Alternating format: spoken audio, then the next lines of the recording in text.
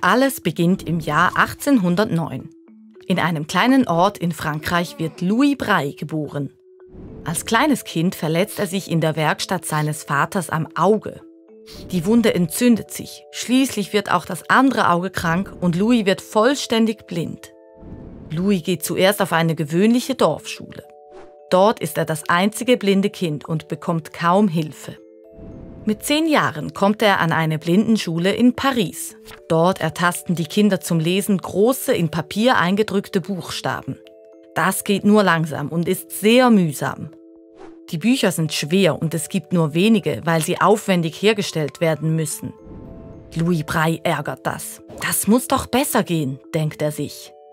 Mit 13 Jahren hört er von einer Punkteschrift, die Soldaten im Dunkeln benutzen. Diese Schrift findet er interessant, aber viel zu kompliziert. Also tüftelt Louis an einer neuen Lösung und etwa 3 Jahre später ist es soweit. 1825, mit 16 Jahren, präsentiert er seine eigene Blindenschrift. Sie wird heute ihm zu Ehren Brailleschrift genannt. Die Brailleschrift besteht aus 6 Punkten. Je nach Anordnung stehen die Punkte für Buchstaben oder Zahlen. Das hier heißt zum Beispiel SRF. Blinde und sehbehinderte Menschen können die Punkte ertasten und mit Griffel und Schablone auch selbst schreiben. Zuerst sind nicht alle Lehrpersonen überzeugt von Louis' neuer Blindenschrift. Doch schon bald wird klar, die Schulkinder lesen damit schneller und lernen besser. Die Bücher sind leichter, einfacher herzustellen und es gibt endlich mehr davon.